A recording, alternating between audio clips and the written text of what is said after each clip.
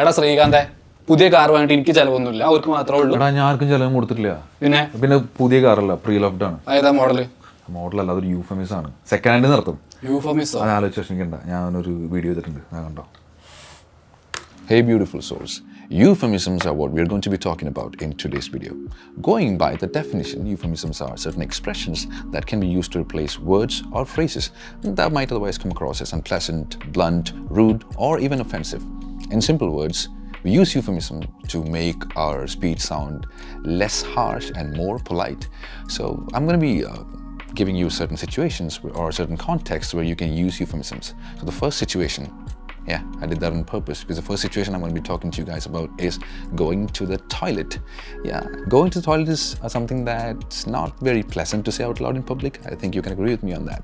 So instead of saying that you're going to the toilet, you can use euphemism. The first euphemism that I'm going to be introducing to you guys today is powder one's nose instead of going to the toilet. It's typically used by women, and instead of saying that, I'm going to go to the toilet, you can say, I'm going to powder my nose.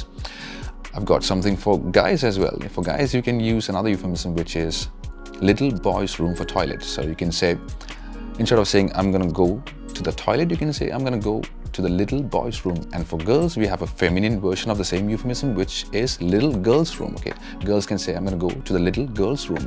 So the next euphemism is pretty funny, I would say, because here's how it goes. Instead of saying, I need to go to the toilet, you can say, I need to answer the call of nature. Call of nature is the euphemism for the urge to defecate or urinate. I think no one can decline the call of nature. Everyone has to attend it. Another occasion where you can use euphemism is, imagine a friend of yours comes to you with his phone and he plays a song that he has sung. And trust me, the song is really bad. Like, it's awful. What do you say? You can say it's bad, but he's your friend, so you can use euphemism and you can say, it's not up to scratch. Not up to scratch is a euphemism for bad. Another occasion which I think on which you should use euphemism is that, imagine you are a top-level management employee of a company, you are a senior employee of a company, and you have to fire one of your subordinates.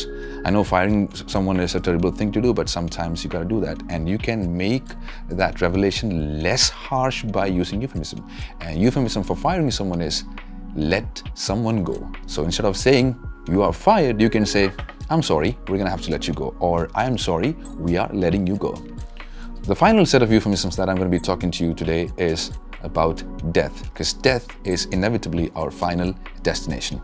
So the first one about death is pass away instead of died. So instead of saying he died last year, you can say he passed away last year. Another euphemism is kick the bucket. Now, kick the bucket, I already made a reel on that. You can check out that video. The link is in the description. So, kick the bucket is a euphemistic idiom which means to die. And in a sentence, it would be like, my grandfather died last year. Instead of that, you can use, my grandfather kicked the bucket last year. So, the last euphemism that I'm going to be introducing to you guys today is, it's very interesting. It's about death and it's very interesting. I'm saying it's interesting because here's how it sounds.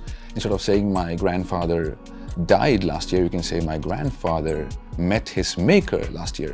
Met his maker is another euphemism for death, and it's interesting because the word maker here refers to God, and it's believed that after death we meet God, and that's how this euphemism came into existence.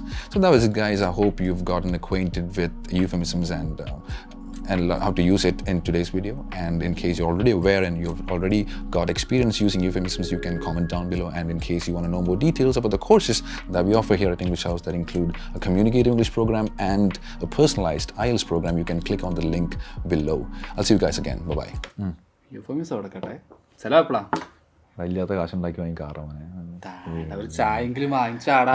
ശരി, വാങ്ങിച്ചു തരാം. English House, English at your fingertips.